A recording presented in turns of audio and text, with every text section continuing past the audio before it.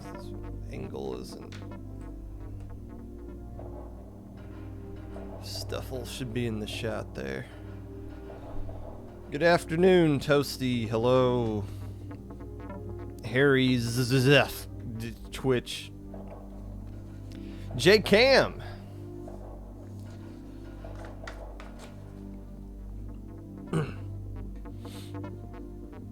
J Cam, did you find I don't think I saw you registered yet. Were you not able to find replacements for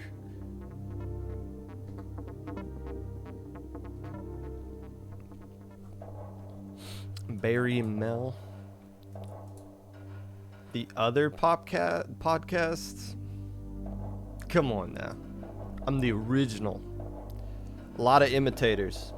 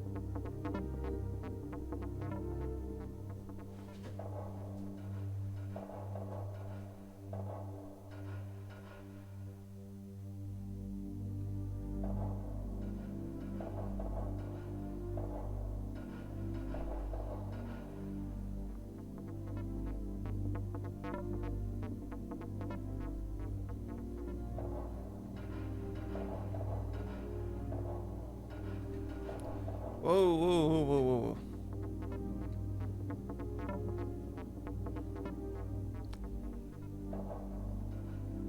Link previously sounds smart on stream.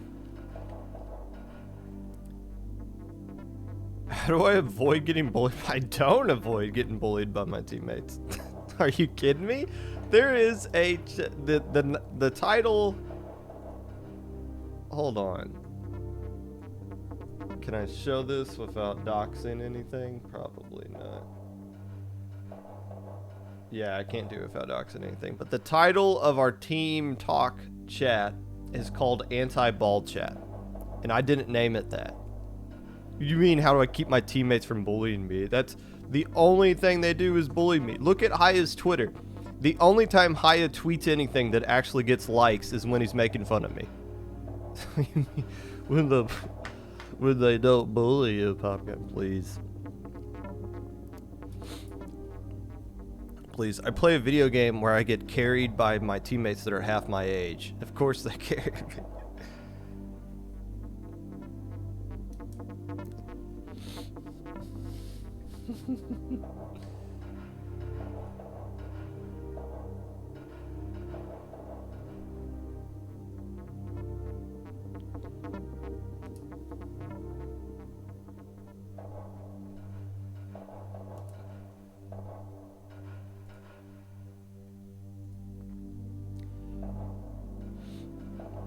Do they make fun of me because I'm bald? Yes. If you don't make fun of me because I'm bald, you're not doing it right.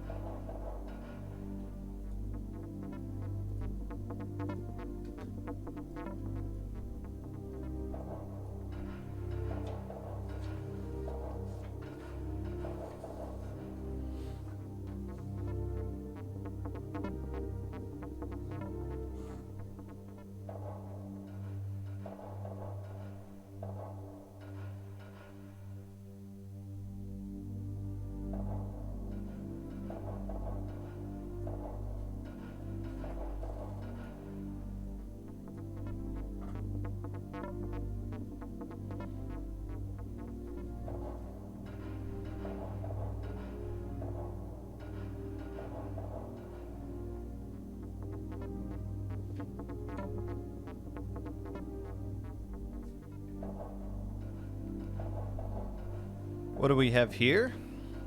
It's the Popcast. Hello, Vincent.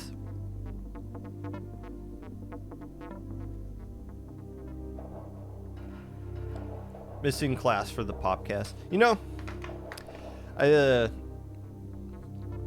after seeing some of the stupidest tweets ever come out this week, I'm starting to think maybe some of you should not listen to the Popcast and should actually pay attention to your classes. Some people are total morons in this scene, I've come to understand.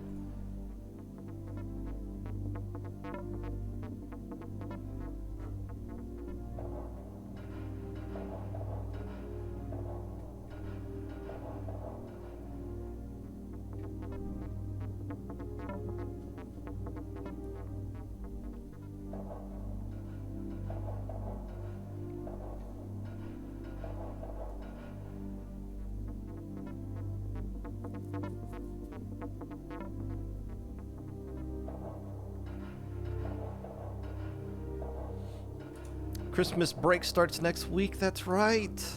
That means everyone's gonna be off of school for the next episode of the Popcast.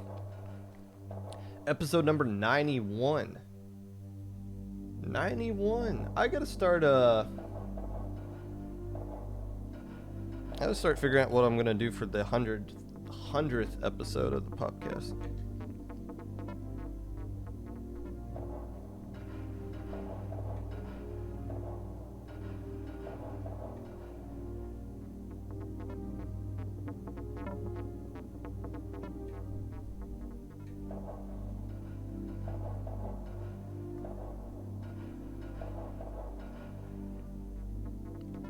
Okay. Alright. Let's...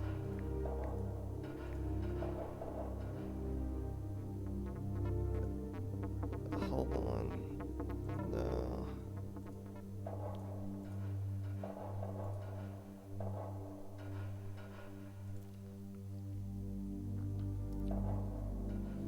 Zeth, I believe is how that's pronounced. You're gonna get somebody in trouble if you keep joking about that. I would pump the brakes on that for real. Even just JKing. I would seriously consider not doing that.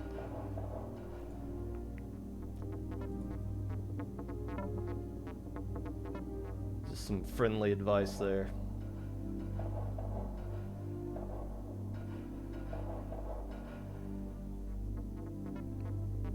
Towing the line and slowing down. No, like, you need to come to a dead stop.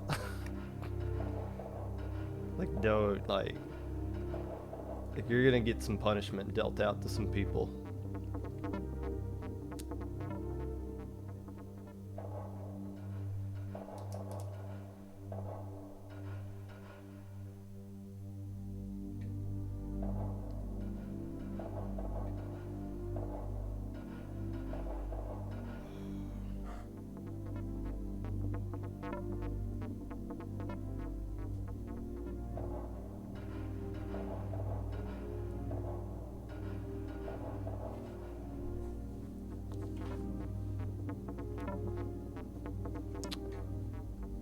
Weekend announcement in High Inc. 3. Do people really think, look, I'm not gonna get into the business of, oh, it's this and not that. Do you guys really think it's High Inc. 3? Like, what? You think we're gonna do a High Inc. every single month now? Just keep inviting the same teams back, just do an invitational every single month? Like how would that work?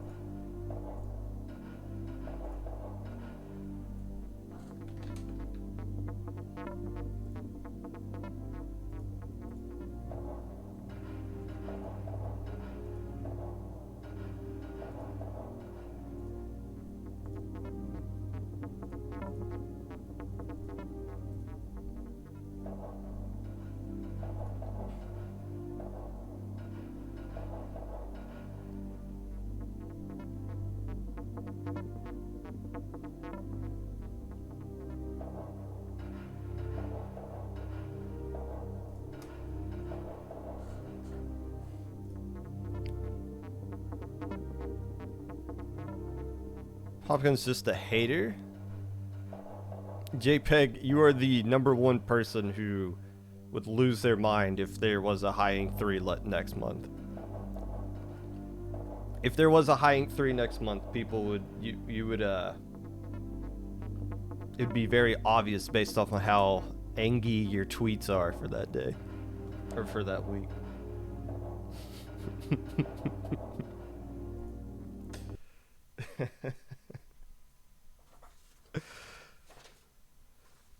Hello, friends, and welcome back to the Popcast.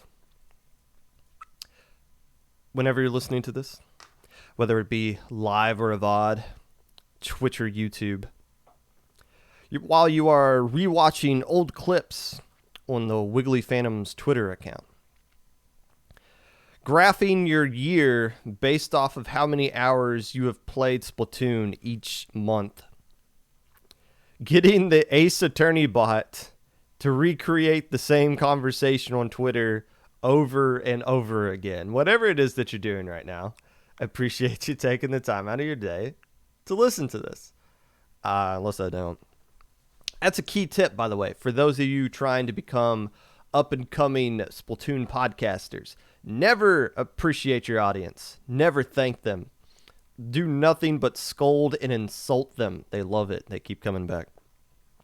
I heavily considered back and forth doing a segment based off of the situation that happened on Twitter this past week. I've decided against it for now, based off the fact that I want to spend more time considering what I would have to say and knowing full well that some other situation is going to happen in the next week or two, because it always does. It seems like every single week, every other episode of the podcast, I am talking about sexism in the competitive community. And I'm just watching this unfold, this current situation unfold. I don't really have anything in depth to say about it, so I'm not. So if anybody's wondering why I'm not doing a whole segment to it today, that's why. I'm just going to watch and listen for that, and know full well that I'll probably talk about it in a week or two when something else happens. So there's that. News of things that are going on. Obviously, Low Inc. Duh. You guys know Low Inc. is going on. That's why you're here. Registration closes tonight at 8 p.m. Eastern. Are we in Eastern Standard Time or Eastern Daylight Time? What's the official, whatever it is, right? It's currently 12 p.m. Eastern Time, Standard or Daylight, whatever, right now. If you're watching this on a VOD on YouTube or Spotify, who knows what time it is where you are right now, and who cares? Why don't you watch me live? But make sure, if you want to play in this tournament, make sure you register now. Don't wait till the last minute. As soon as registration closes, it's closed, baby. Sub applications are open and will close at the same time as registration. So if you don't have a team and you are looking to sub in this Low Inc., I guarantee you that you will be able to play in this Low Inc. All you got to do is put in a sub application, and somebody is going to pick you up, because we have teams that drop every single month because they can't find people to play to sub for them. So make sure you sign up for that sub application or with a team.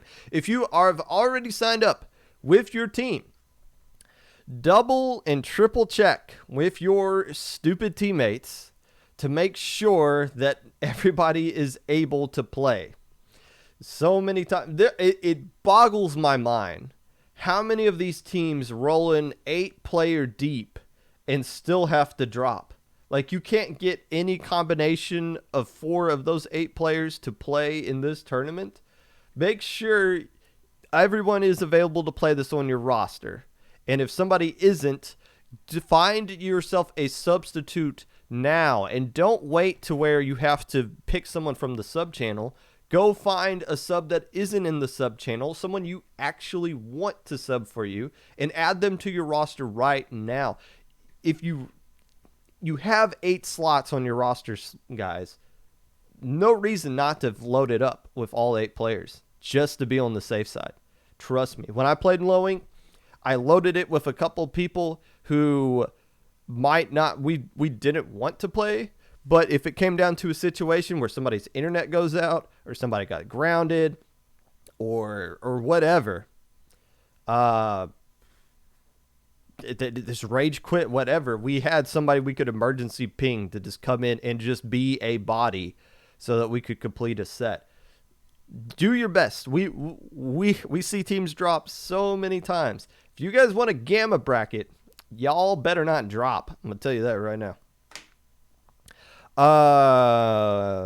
Exemption requests closed yesterday. So if you had anybody sus at this point, if you sign up anybody sus, we're going to auto deny them going forward.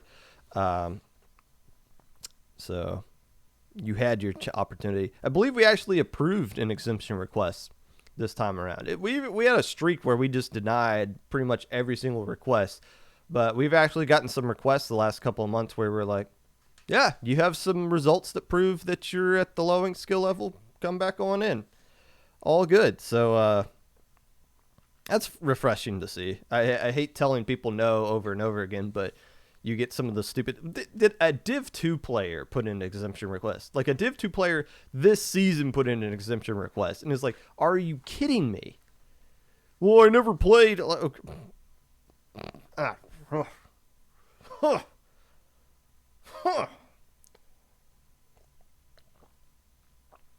Today, we are previewing Low Ink with my top 10 that I have... I don't know how I'm going to get through this top 10. I had teams in there that I had to add because they signed up this morning, and teams I had to remove because they dropped last night. So my top 10 is a lot of no. I typically type out the notes for the Low Ink preview podcast because I'm reading. I'm not really doing like bullet points. I'm like reading straight off of things, and I've had to do a lot of edits after printing out everything. So we'll see how the top 10 goes. We'll be talking about a bunch of other teams as well, obviously, as we traditionally do here on Low Ink preview episodes of the Popcast. But first,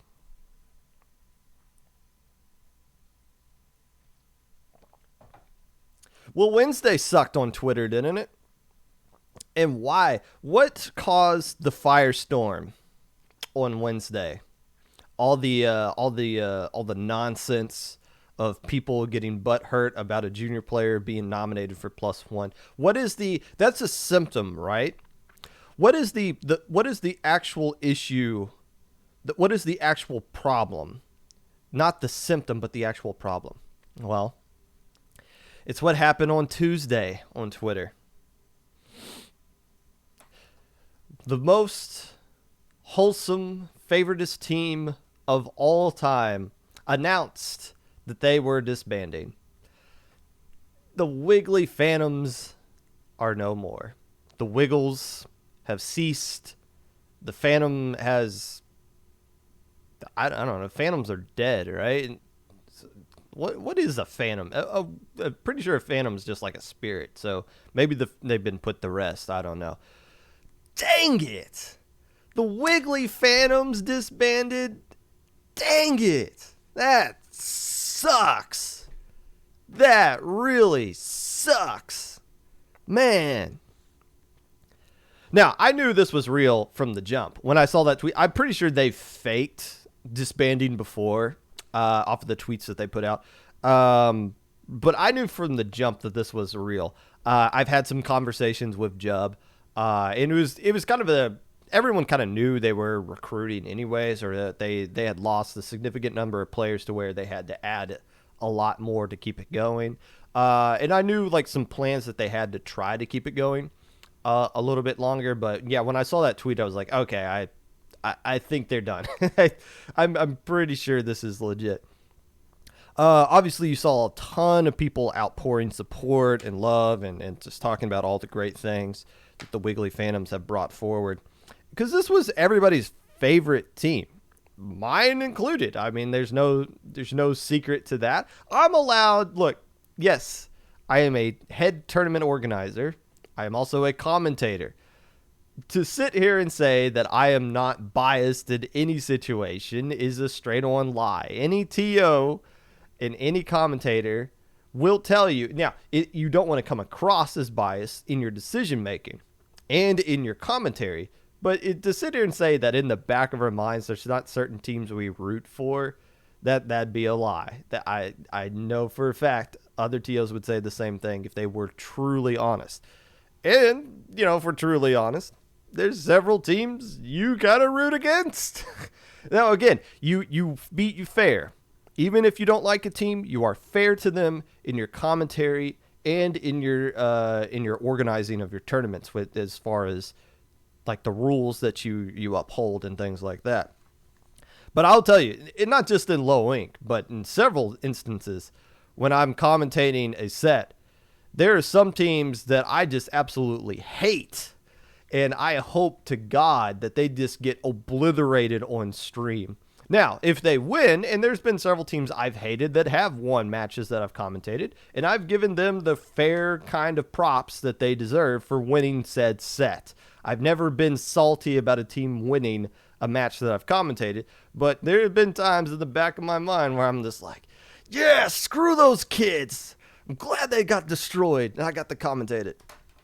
That's never been the case for the Wiggly Phantoms, obviously. I don't think I've ever... I mean, they would know, but I'm pretty sure I haven't commentated a set for the Wiggly Phantoms before. Maybe there's like a time in like a draft cup or something where I commentated one player from the Wiggly Phantoms, or like a pickup.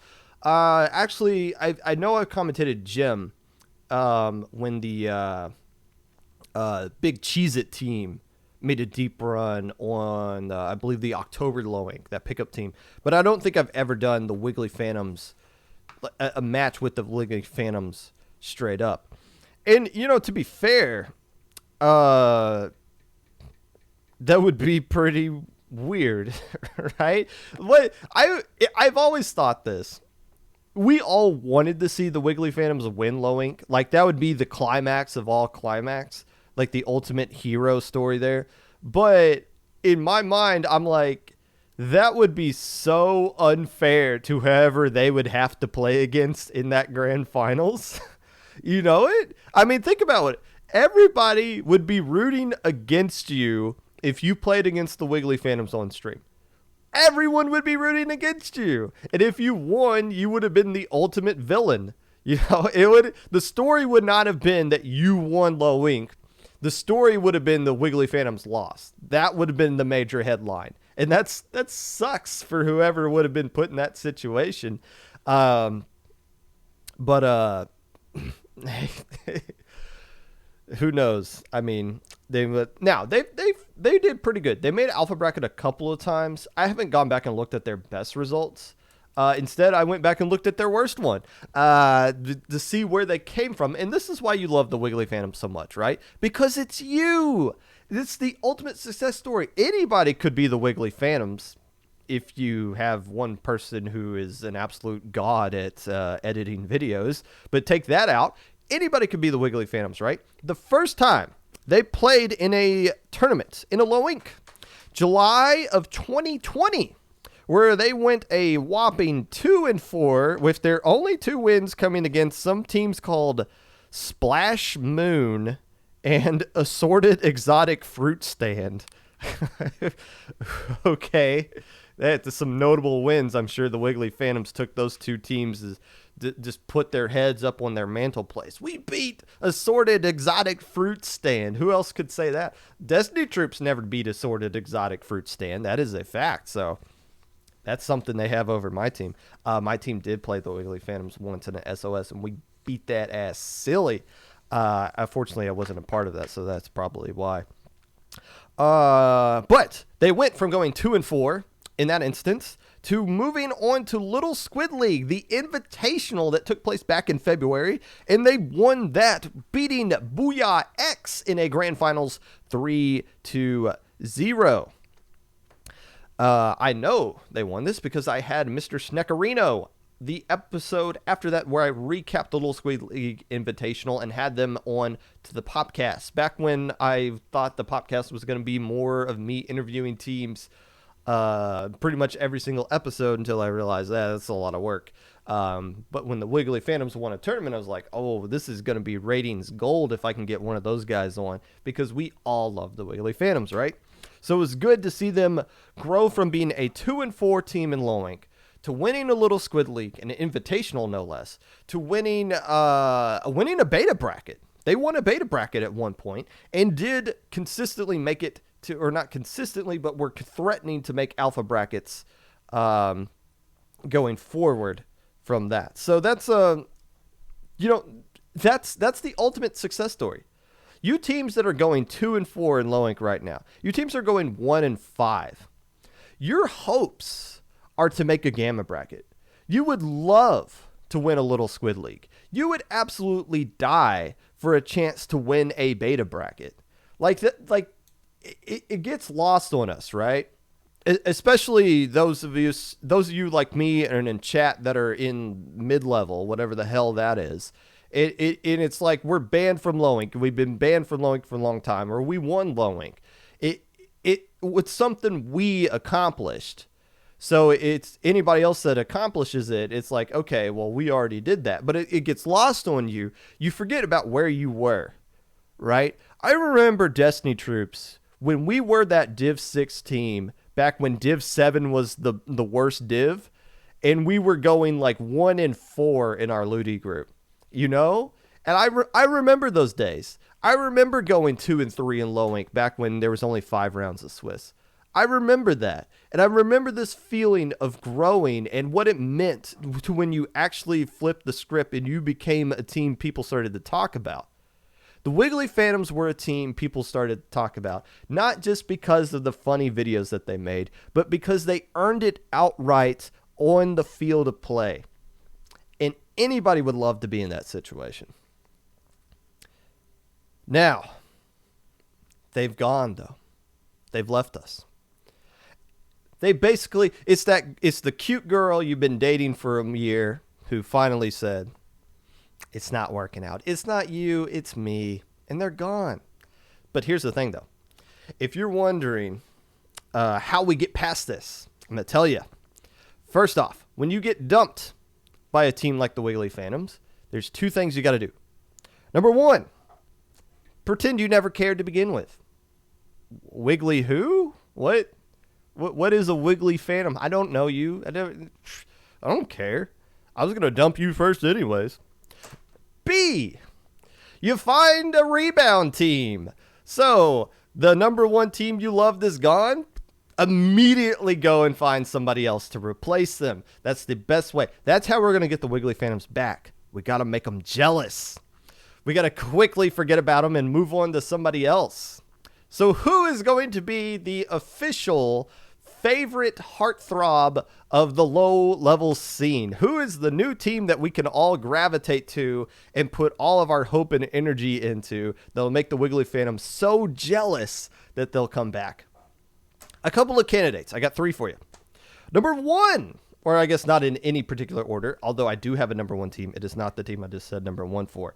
But the team that tweeted at me immediately saw after the Wiggly Phantoms disbanded, immediately tweeted at me trying to slide into those DMs. Was like, hey, bro, I saw you were single. How about Kingmaker? Right? I don't know. Does Kingmaker fit the wholesome mold of a team? Yes, that is a check mark in the wholesome category. I've actually met them IRL. They were all at Riptide, and they were cool there. Came up to me at dinner and told me that I was awesome. You know, I love that. Check mark there. What is my favorite thing about Kingmaker? It's not their comp. But I will say what I like about their comp is that I know whoever they've played against that uses the meta that loses to Kingmaker has probably broken their controllers in frustration that they lost to Triple Brush Jr. Triple Brush Kensa Jr. I would be so pissed if I lost to a team like that. So the fact that I know somebody has broken their controller after losing to Kingmaker just makes this fills my heart with joy. But no, Kingmaker is not the new Wiggly Phantoms. How about Helicon? Right? My wife's team. I mean, isn't it an obvious choice that a team my better half is on is a team that should be the number one team in competitive Splatoon podcasting? Yes and no. It is always, you can't openly root for the wife's team. You can't do that. Because then you'll get situations like some stupid kid had in help desk several years ago or several months ago that, whenever they went to help desk and was like, you're only making this decision because your girlfriend is on the other team. Oh boy, did you just call my wife my girlfriend? If you notice, that team hasn't played in low ink since. Not saying anything, just saying maybe calling out a head TO as being biased when I'm not, because whenever I answer something in help desk, it's not Popgun speaking to you. It is a representative of low ink speaking to you. But if you want to call out anybody in low ink for being biased, oh boy, you make some real, that is a not wise decision that you could make for yourself. So no, I can't openly root for my wife's team. Do I? In the back of my mind? Of course. And I've always thought about this. What would happen, what will happen when it eventually gets to the point to where a team my wife is on is playing in grand finals or is playing long enough into low ink to where they're being commentated by me by either like winners finals or like losers semis on. This is going to be weird because everyone in chat is automatically going to accuse me of being biased, and rightfully so. I have a bias there. The person playing in this lobby is literally in the room right behind me and shares a bed with me. So I don't know. Would I like take myself out of that situation? Would I let JPEG commentate in my spot? If that was the case, I have no idea. But I will say this. I am always a fan of the teams, the teammates that my wife plays with, because they occasionally hear me. Whenever I come home from work, I typically like to sing and dance a little bit, because the dog, who is passed out right now, just burped, typically likes to jump up on me and dance around with me. So we do a little party, and those people in VC often hear me and have no context of why Mr. Popgun is just hollering in the background. But no, not even my wife's team, Halicon, Tooniverse, Peer Pressure, whatever you want to call them, is the new favorite. The number one team that is going to take over the spot of the Wiggly Phantoms, who we are all going to take out on a date this weekend and show them around town. We're going to take them downtown and show them off and make sure everybody sees us with them. I would like to present to you the new Wiggly Phantom, Blue Frickin' Moon, baby. This team has it all. A, they're good at the video game. B, they appear to be pretty wholesome. And more importantly, they fill the void of teams creating wholesome content. Just look at their Twitter here. This was them after they won Epsilon Bracket. Having a little bit of a freak out here. They've made fun of Shaq and gotten Shaq to respond to them several different times, and have included several videos of them making things of content after the tournament ends. So here you go. They check all the boxes. They do it right. I saw something here as I was scanning over that made this. This is what we need. This is, now, to be fair, the Wiggly Phantoms set the mold, right? They broke the mold, and they showed us that it's okay to be a total silly muffin on YouTube, right?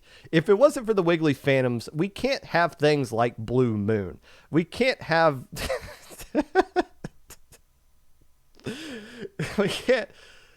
we can't have things like this. They're trendsetters. They're like Wilt Chamberlain, right? Who changed the game, pushed the free throw line back. They're like Steph Curry that showed us we can shoot the ball from 3-point line and we can do nothing but that. And it kind of infuriates a lot of people. But I will say this. Regardless that we are moving on from the Wiggly Phantoms because we have to. They don't like us anymore. That's fact. They just don't like us anymore. But we won't forget them. And you know what the real crime here is of the Wiggly Phantoms disbanding? Is that we're going to go into Splat 3, and there's going to be so many people that join the game when Splat 3 comes out that have no idea what the Wiggly Phantoms are, that have no idea who paved the way for other teams to come into the scene and to have fun. To show us to have fun. Like, nobody showed us that it's okay to have fun like the Wiggly Phantoms. And they're going to come in, new people are going to come into Splatoon 3, and they're going to see teams like Blue Moon. They're going to see teams like BLT. They're going to see, BLT is basically a spiritual successor to Wiggly Phantoms. I guess that's not fair. But you're going to see more teams be goofy and have fun on Twitter. And there's so many people that aren't going to realize that's all thanks to the Wiggly Phantoms. So unfortunately, we bid you adieu, Wiggly Phantoms. We will keep your memory alive here on the Popcast forever. We love you guys, unless we don't.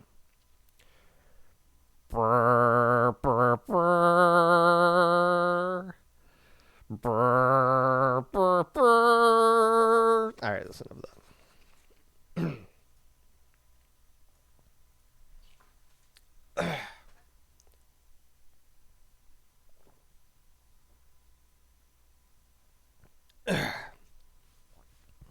Also, I will say this. I feel like I've said this multiple times before. I've secretly always wanted the Wiggly Phantoms to disband just so we can start poaching all of their players because they got a lot of good content creators, overlay makers, producers, streamers. The Wiggly Phantoms are loaded with talent that makes tournament organizers just salivate. It's like, oh, we could really use your graphics design. We could really use your commentary. Snack, Jub, Brush, probably some others that want to get involved in things as well. And it was fine because we already took all those people anyways. We didn't wait for them to disband. We were like, I think I straight up told Jub to be like, hey, just join IPL. Like, just stop whatever you're doing and join us. We need you. And I believe Jub actually streamed SOS. I didn't realize that till they tweeted afterwards that they streamed the most recent SOS, which is good. We need a lot more streamers in this scene. So that's a benefit. There's the silver lining in everything. We buried them, we put them in the ground, and a beautiful flower grew because of it. Or something like that.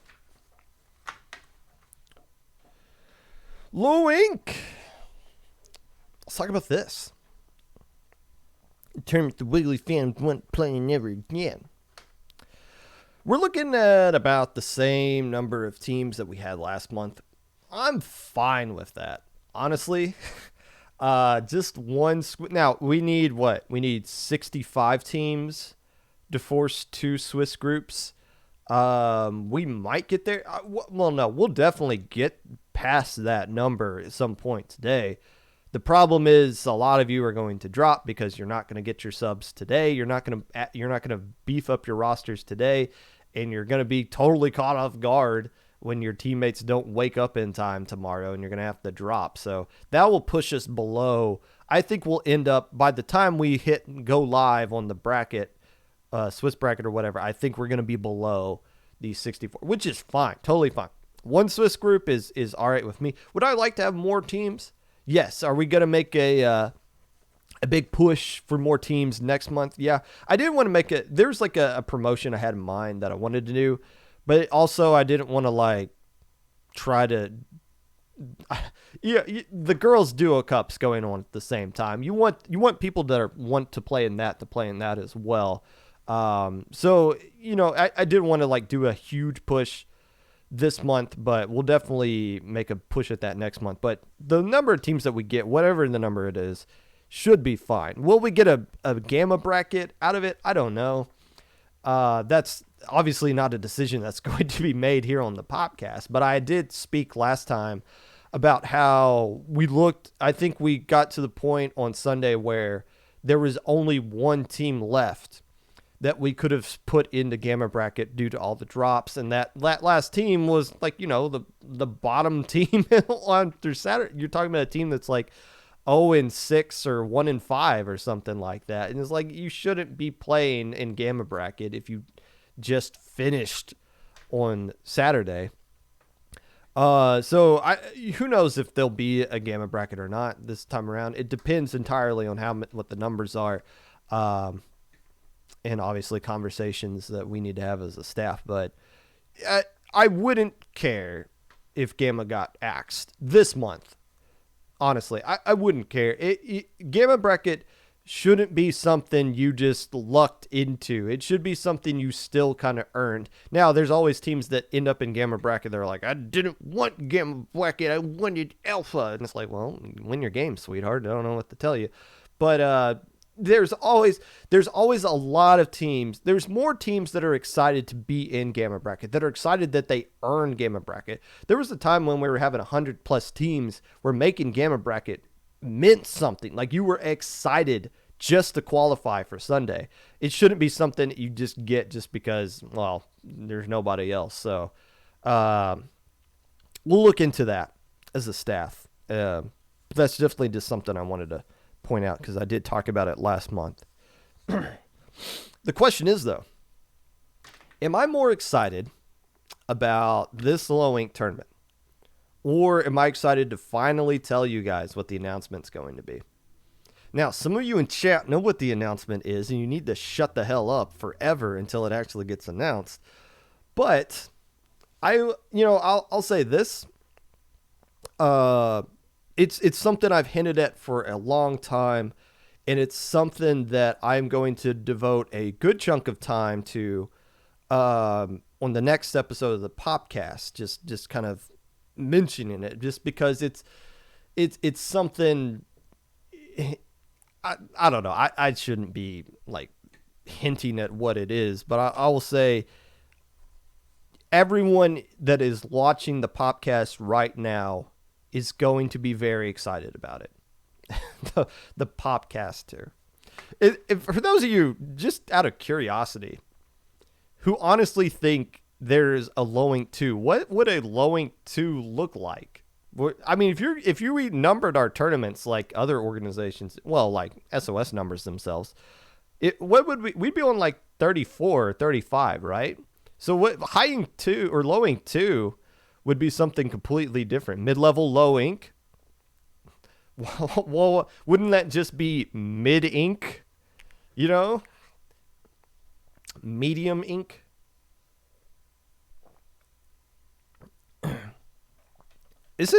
I'm pretty much considered high ink to be mid ink if you think about it. I mean, all the teams that played in high ink 2 are quote unquote mid level, right? So how could you have a mid ink that has teams that are also from high ink? That makes no sense.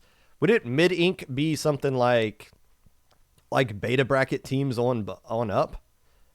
Because high ink is all teams that actually won low ink, actually won alpha bracket. Maybe mid ink is just all the teams that finished in second place, who might be better than some of the teams in high ink now when you think about it. Sirius and Sanctum are the teams that finished in the top 2 in high ink. Let's look at some teams that are going to be playing in this tournament. Not my top 10 just yet, but teams in general. And this was really scuffed writing this because teams are dropping and changing and adding as we speak. We'll start with some pickups, at least all the pickups I was able to catch so far in this tournament. First off, Octopi Utopia. You have Banana Low Goose, and the player I wanted to talk about on this team, Thire, Thire. I can't, dang it. Jub made fun of me for spelling out names because I don't know how to read it on their Wigglecast, and now I can't get it out of my head. I don't know how to read, all right?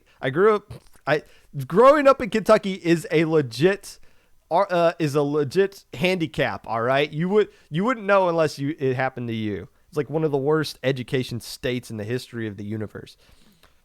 Tire. A Tentabrella player who Gaysicle of ITAP has proclaimed to be the best Tentabrella player in all of low level. Well, now that Gaysicle is banned from low ink, that might be the case. But we do have somebody else who plays Tentabrella in this scene, don't we? How about Bloons Tower Defense Goat, BTD Goat, who has played in just about every pickup team name imaginable for low ink, this time playing with She and Sauce and somebody whose name is just a bunch of symbols and characters, so it's not something I can pronounce. Don't come at me like that. On the team, 1% accuracy. BTT Goat, the other Tenta player. Are we going to see these two pickup teams play against each other at some point? I'd be curious to see that. But this is the age of the Tentabrella. Even, I believe, Rising Stars, when they played, had a Tentabrella player as well. So, yeah, we've lost some Tentabrella players who have disbanded. Or not disbanded, have been kicked out of low ink, but we're still seeing more Tentabrella players come in. It used to be the case to where everybody that won low ink had a Tetris at some point. That was last year. This year, it definitely is the age of the Tentabrella, as we are seeing in some pickups here. Another pickup team name, it's a remix. No, that's the name of the team. It's a remix. This is basically Halicon and Up the Ante. So my wife's team is going to be playing with this one. We'll not sure how good this team is going to do, but they did scrim. They've been doing some scrims and beefing themselves up for this upcoming low ink, and my wife said that they were doing pretty good in those scrims, so that's good to see. My inside sources telling me that they were doing good in scrims. Ticket to Ride. Do you guys know what Ticket to Ride is? It's a board game. We actually have it downstairs. It's I guess the technical term for it is deck building game. Like you spend on your turn, you can either like add pieces to your collection, or you can use those pieces to like lay down track, and you want to get the most points. I don't think I've ever lost a game of Ticket to Ride. I play it with my family at most holidays, with our groups of friends. Like I kick butt left and right with those games. There's another deck building game we played at Thanksgiving. I forget the name, but you like collect gems, and you can either like collect gems on your turn, or you can spend those gems to get cards, and you want to get to like 15 points or something like that. But whatever those brand of games are, I clearly have the best strategy of it. If there's any competitive Ticket to Ride, I would be Div X for sure. I would definitely kick all y'all's butts in chat. But this team, playing in low ink, Ike, Pokyon, Bocoin, Pincer, Dell, and Adam appears to be somewhat decent in their own right. So we'll see. We'll see if these guys have the right ticket to ride. Also, there's like a European version of Ticket to Ride, not for European players specifically, but like that just used the European map. There might be some other pickup teams here. In fact, there's actually two more that I'm going to talk about later. Hint, hint. But there might be some more that I just straight up missed. A lot of these teams that I'm looking at here have signed up just today. Like most teams, 1, 2, 3, 4, 5, 6, 7, 8, 9. We've had 17 teams sign up within the past day or so. It's like basically about 35% of teams have signed up in the past day that are playing in this tournament. So there's probably some things I missed here. Some other teams that we want to talk about Obviously, the Jelly Squids, a team I like to say, and one of the more older teams. I don't think they're the oldest team straight up. The last time I think we saw them was in October, where they went 3-3, making Gamma Bracket. But the Jelly Squids, you like to see teams stick around for a long time, even if I don't get to talk about them a lot. But I feel like I've said that a lot about the Jelly Squids, that I don't talk about them a lot. So maybe this counts as me talking about them just enough. Some other usual favorites here. We have Astro making a return appearance. Went 2-4 last month, a current LSL team. But we like seeing Astro come back in. And they seem to be one of the teams that's always talking in general chat, just keeping the conversation going. Much like the Rolling Squids. Two teams that I feel like should be lumped into the same category here. Kappa and Illumini. Teams that have been making a huge step forward over the course of the year. Back when Kappa was Inkstrike Inklings and Illumini was Inkeye. Two teams that have rebranded, have constantly made steps forward up until recently, where it feels like both teams have hit kind of plateaus. They're teams I've had in the top 10 before. But it's like once you reach that top 10 status, like that alpha bracket contender status, it seems like it becomes a bottleneck, right? Like the path, your descent to improvement is like a straight line, and then when you hit alpha bracket, it's really starting to flatten out. Which isn't to say that they're getting worse or anything like that, but this is, if there's any teams that need a month to where they can take the next step in improvement, Kappa and Illumini definitely fall into that same category. Painted Eevees, a hodgepodge team made up of members of Ocean 7 Ink Alliance Team Fighters. What is a painted Eevee? And does Eevee from Offset Paradise have anything to do with this, I wonder? But it's definitely a cool name, nonetheless. Sometimes all you need is just a cool name and not a completely horrible name. Cool Project. This is what I like. The fact that they have their name as Project in their name, signifying that they are a project. What is a project? What is a pickup? What is an actual team? You kind of have to either really know every single player that plays in your tournament to tell the difference between all three of them. But if you don't know that, the good news is you can just put it in your name. We love teams that put in their name parentheses pickup. But if you're a project and you just want to put it down as project, go right for it. Also, I do want to point out, My Cool Friends, I finally got the reference to that. I finally got the reference to that. It flew over my head for like 2 months. Basically, there was like a video the Wiggly Phantoms made of me like giving a shout out. Keep an eye on My Cool Friends. I think they're really good. Someone actually took that joke and made themselves a team with that name. And I just now found out about it. So I feel dumb because I think they disbanded recently. Oh, well. Ocean 7. Hey, I mentioned they had a player on Painted Eevee. How about the actual Ocean 7 team? I promise you guys this, Ocean 7. If you make it all the way through this low ink, and this will be like the third time that you don't drop after you dropped like 50 low inks in a row, which is impressive considering there's only been like 33 of them, I will stop mentioning that you've dropped from low inks. If you play consistently enough, I'll erase it. We'll never mention it again. You'll be forever known as the team that is consistently playing straight through low inks. Although I think I saw you guys drop. I thought I saw you guys drop from squid boards, and I almost lost my mind there laughing. Beta bracket last time Ocean 7 competed in low ink, which was back in November. Indiglow. Hey, shout out to you guys. Indiglow was the team that signed up for Little Squid League 17, got canceled, and decided to play in squid boards anyway. The only way I know that is because my team played against Indiglow. So I wanted to give them a shout out because I see them playing in low ink here.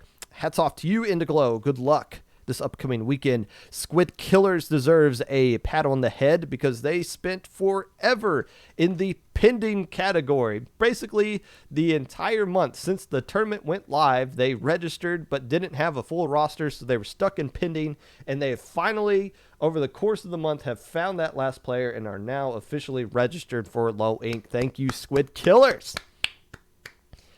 And I'll play all the way through. Ink or Swim. I think this is the oldest team. I think it is. I don't think there is a team, not old as in age, although I know they have some players on that team that are my age. But I mean, old as far as Splatoon team age is. I couldn't find what the first Low Ink or Swim played in. The earliest I saw was like June of 2021, and I know for a fact that's not true. I think it's like 2019 that they might have been playing in their first Low Ink. Regardless, I know it wasn't the one that I saw, so I couldn't go with the exact answer there. But I feel like Ink or Swim is the official oldest team as far as team age is concerned in this Low Ink as far as it stands. I can't think of anybody else that's played more Low Inks than them that are here. So I wanted to give them a shout out. Splat-A-Lot A. Now there's two Splat-A-Lots, right? There's Splat-A-Lot A and there's Splat-A-Lot B. For some reason, Splat-A-Lot B hasn't been showing up, but Splat-A-Lot A is here. If B isn't there, can't you just go by Splat-A-Lot? Or are you just always going to be Splat-A-Lot A? If they get on stream, we'll make sure the commentators call them Splat-A-Lot A. That's all I have to say about them. They've been playing in some little Squid League tournaments. Is there anybody else I want to mention? I already talked about I showed off Blue Moon's Twitter account. I don't need to share any more information about them. Actually, no. Scratch everything I said about Ink or Swim. Now, Ink or Swim might have played in more Low Inks than anybody here, but probably the team that can claim they've played in the earliest Low Ink, if that makes sense. They haven't played more Low Inks than Ink or Swim, but they played it in Low Ink before Ink or Swim. I think it goes to Inkvaders, who is not playing as Inkvaders Alpha or Inkvaders Beta. They have finally done the fusion dance and the combine their good self with their bad self and have just become one whole being again, and they're just straight up Inkvaders. I'm pretty sure these guys played in like one of like Low Ink 3, like the actual Low Ink 3 or 4 or something like that. I remember screaming with them back when Destiny Troops first became a thing in 2018. So Inkvaders might take the cake as the oldest team, but I think Ink or Swim might hold the title for most Low Inks played in this specific Low Ink. Pop quiz. Does anyone know the team that has played in the most Low Inks all time? If I had to take a guess off the top of my head, that answer might be Surf and Turf. That would be my guess. I don't know the actual answer to that, but my guess would be Surf and Turf, who has not signed up for this tournament just yet.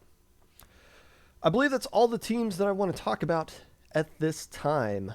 Of course, there's a bunch of other teams that I want to talk about going forward. Oh, actually, no.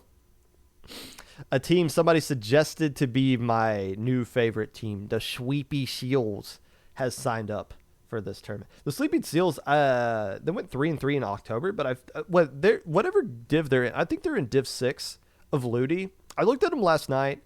I think they're in Div 7, but they're absolutely destroying They're absolutely destroying Div 7. I think they're like 20-0 per games in Div 7. But the reason why the Sleepy Seals can't be my favorite team, I don't think they exist. I don't think anybody from Sleepy Seals has ever acknowledged me, which is fine. You guys don't have to I'm sure there's plenty of teams I talk about that have no clue that I'm talking about them on a weekly basis, which is fine. You don't have to. I'm not saying that. Actually, we'll see. Look, it says first time in chat, but welcome Sleepy Seal Aduli. Yeah, you're right here. Where have you been before? This is literally your first time ever talking in chat. Don't come at me. The Crustacean Crusaders, I think, hold the record that might have been broken by Access tonight, but they might hold the record for most alpha bracket / top cut appearances. But they definitely don't hold the record for most low wings played because they haven't played it since like April of last year. So there's like since then there's been like 18 or so low inks since then. So that they've missed out on too many low inks. To hold that record price, you would have to be like a team that played in low ink back when like only the top 4 made it up until now, which a couple of teams had. The Crustacean Crusaders, no. I could. They can't be in most low inks. But the Crustacean Crusaders, I mean, you'd have to. That's a good answer because like they were one of the teams that made me find out about low ink because they were one of the teams that went out and be like, hey, you guys scrim with us a lot. This is a tournament you should be interested in. So I think the Crusaders definitely owe a lot of credit for helping grow low ink back in those early days. Top 10 time. Top 10 time.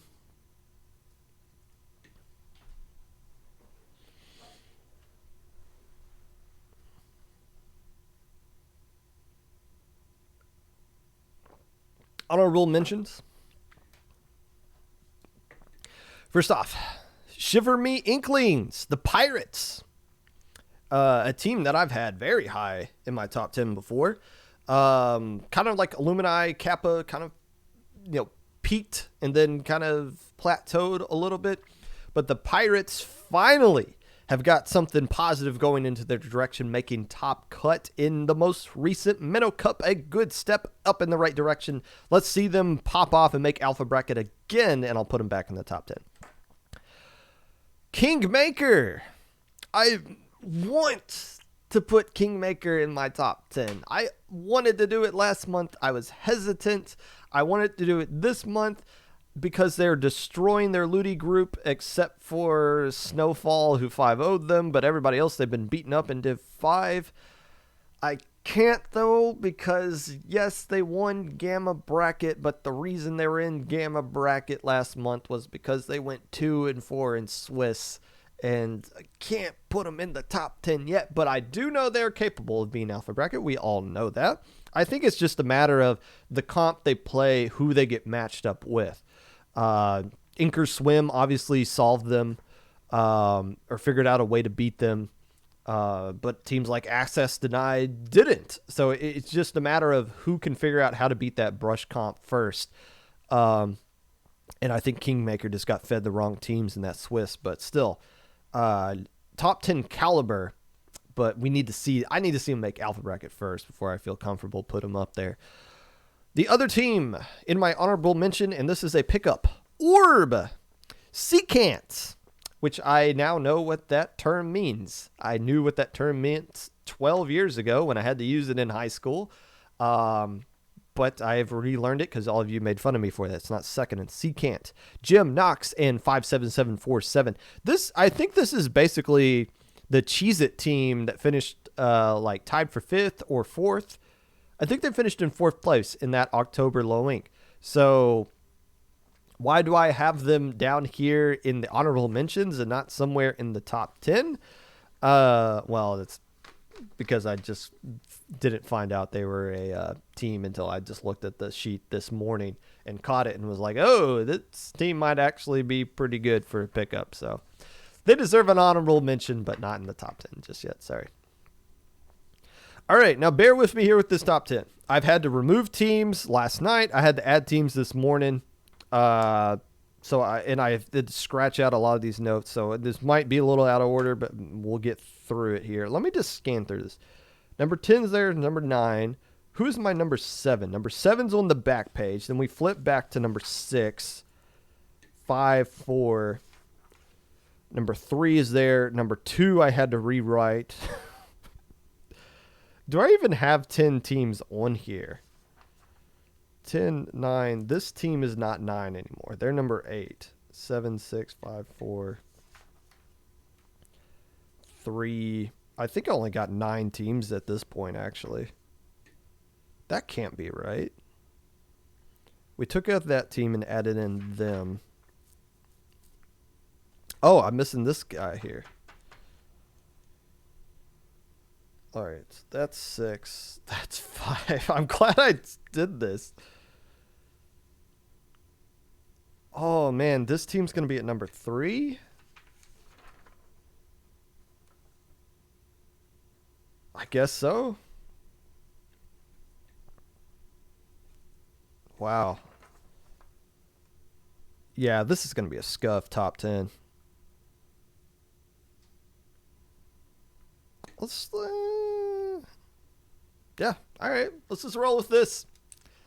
I'm going to be wrong anyways. You guys are going to point it out. Let's just see. This might be the one time I actually get things right. So here we go. Let's fire this sucker off. Number 10. As is tradition, Sekis Naga is making their customary appearance on my top 10 lists. Why?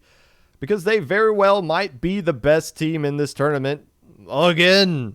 They might have been the best team last month. They probably could be this month as well. They went 6-0 in Swiss, which, to be fair, included a forfeit from persistence due to them not having enough players. But they also outright beat Leg, Afterburner, and My Lag Paradise in that Swiss stage. So why am I saying they are possibly the best team? You could make the argument for them being the number 1 team, even though I have them at number 10. Because they always drop from low ink like it's their birthright. Like they came out of the womb and the doctor held them up and like, you will always drop from low ink. And they're like, okay, bet. It's frustrating because, you know, if they actually play all the way through on Sunday, they're going to be really good. It's just a matter of, what do they say? Your best ability is availability, and for a team that has 8 players on their roster, they're just not available for whatever reason. Things come up, things happen that are outside of your control. We all understand that, but at this point, it's more likely than not that Sekis Naga will drop than actually play the tournament, if history has told us anything. But if the stars align and they actually go through and play this, they could very well win this tournament, and it might not be close, except for a couple teams I have at the top. But since it's more likely that they will drop than play, I got to keep them at number 10. They're number 10 just to keep me safe in case they do win. But it's history.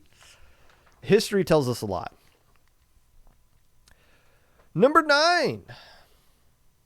This is one of the teams I wrote in literally right before the podcast started, so I might not have much to say about them.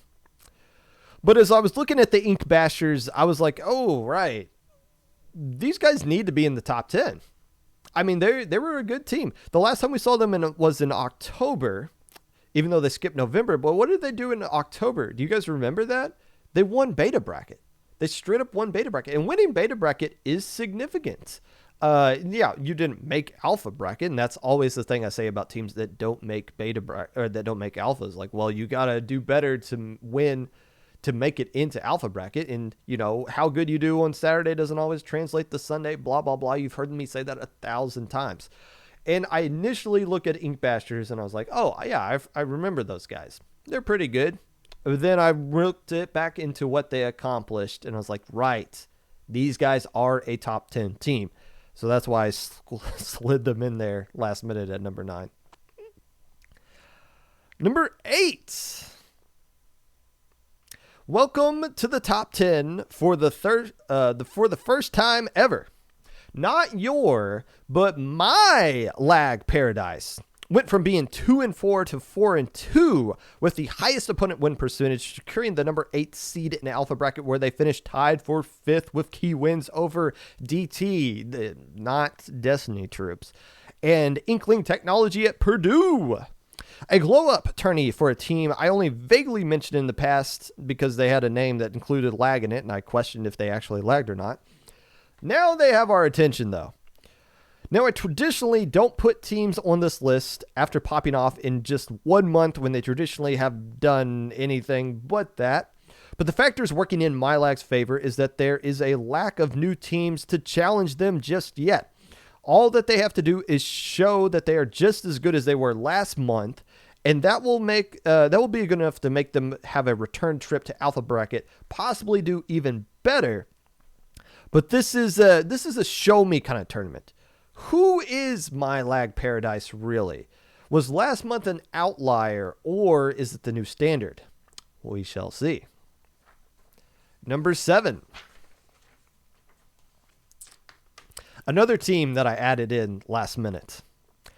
Literally Inklings is a team that is registered last night after I wrote this all out.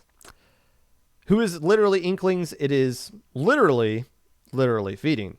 Just changed their name to Inklings. Why are they Inklings? Because I think they added Myron from Shiver Me Inklings. So I think that's what morphed them into Literally Inklings, but it's literally feeding for the most part.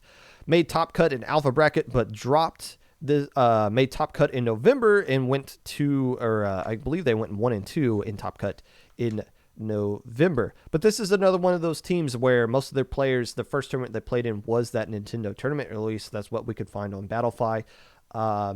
So one of the best teams to come from the Nintendo tournaments this year, making a return trip here. I think this was the first time I put them in my top 10. Again, they did 5-1 in that October tournament, but they dropped. One of the reasons why Rising Stars was able to get into Alpha Bracket and do as good as they did in October. But literally Inklings, whatever you want to call them, they're pretty damn good. Number 6. Look, it's no secret that November was the worst month Access Denied has had since their resurrection during the last Ludi season. Who cares? If anyone needed a month to allow pressure to fall off of them, it was Access Denied. Their streak of consecutive Alpha Brackets is snapped. Their Ludi playoff bid, I believe, is all but gone. But for winning low ink, that's kind of a good thing if you think about it. It feels like Access Denied was the team that had the most pressure on them. It always got to the point to where it's like, okay, not winning the tournament is a failure. Even if you finish in second place, it's a failure because you made Alpha Bracket so many times. It's kind of what I was talking about before. Some teams are just thrilled to make Gamma Bracket, but when you're one of these bully teams, month after month after month, it's win or nothing. So maybe being able to take some of that pressure off of Access Denied will help them, because there might not be as big a target on their back as there's been on other teams going forward. Another thing I like about Access Denied is that they've added Sug to their roster. Sug or Shug. Who, after listening to them play with their VC on, you can tell Sug is a good presence in their VC, a good shot caller, and having an extra month of synergy to grow with that player will pay dividends going forward for Access Denied. So this weekend should be a way for them to reclaim their throne of being the low ink bully and get them right back on track. And we'll forget November ever happened. Number 5. A team I originally had at like number 7, but due to all the changes, keeps getting bumped up. An unfortunate low ink for Myopsidus last month, finishing 3rd place in October thanks to the play of the year simply known as the Shark. They tripped a bit in November, going 3-3 in Swiss and falling to beta. To their credit, though, teams that will be in future low ink in the coming months, teams that are going to be considered monsters in future low inks, Blue Moon, Illumini, Kraken United, all lost to Myopsidus back in the beta bracket that Myopsidus finished 3rd place in last month when they failed to make Alpha Bracket. So it's not like they're losing any grounds on it. New teams that are up and coming. It's just that the teams that are in Alpha Bracket are starting to push back against Myopsidus a little bit here. Like Access Denied, though, you're allowed to have a bad month and an opportunity to bounce back. They will do that this month. Mark my words. November was an outlier for Myopsidus, not the standard going forward. Also, MPU main is on their roster. MPU main, I believe, taking 2nd place in the Launch Point Draft Cup that Brush and I commentated together.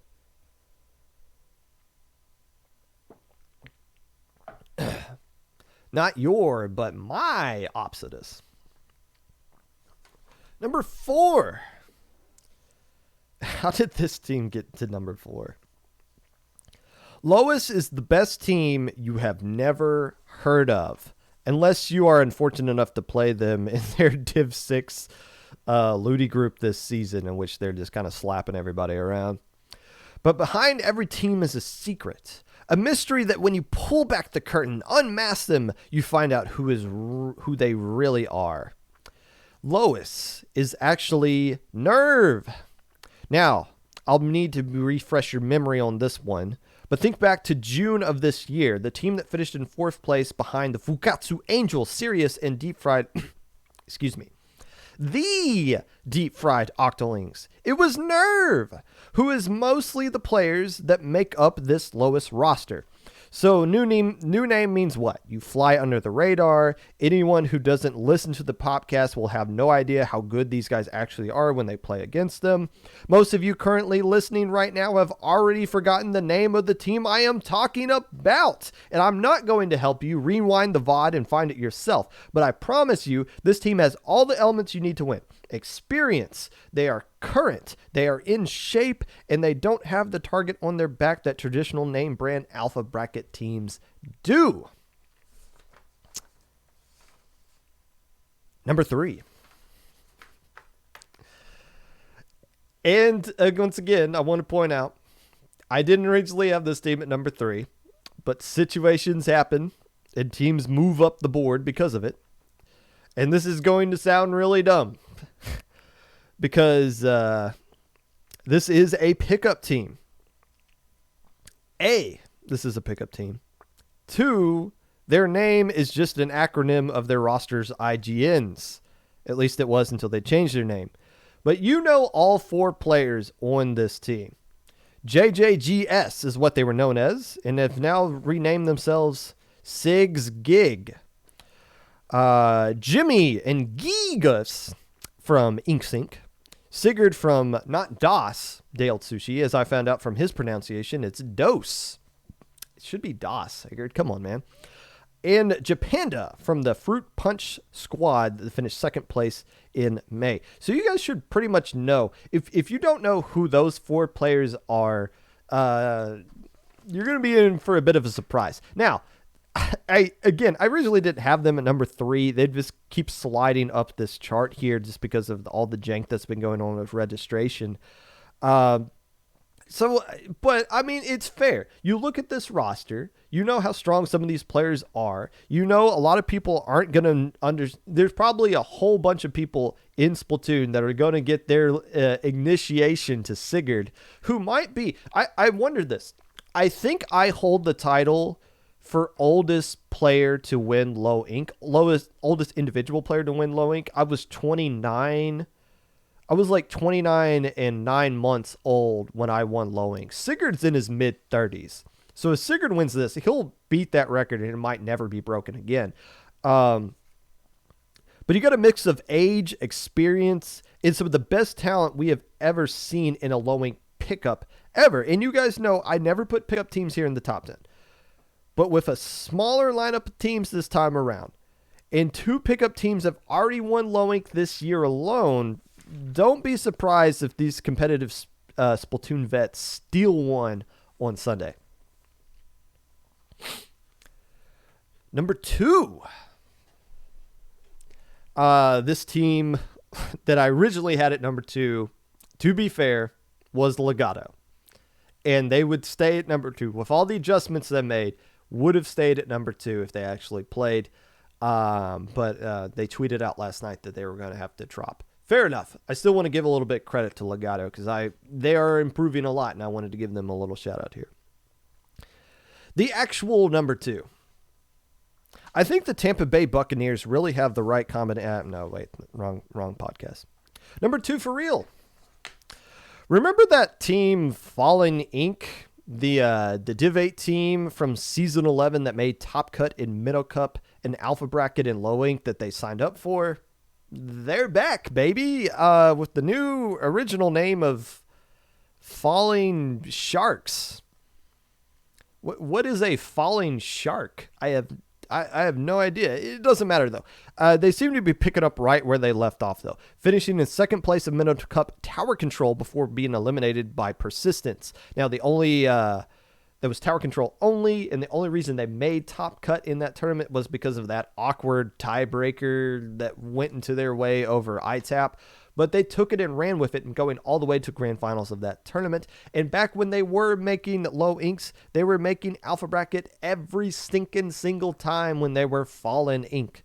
So falling sharks, almost called them falling narcs, should be able to pick up right where they left off. And with the more open field that we're seeing this time around, should be able to slip right into, I wouldn't be surprised if they went into grand finals. Number 1 in the team, I am saying after all this mess, the one constant in this tournament, the number 1 team. It might not technically be winter yet, and it might just be a rainy weekend, at least where I am in the Midwest. I'm still predicting a heavy forecast of snowfall this weekend. I feel like this is going to be a consensus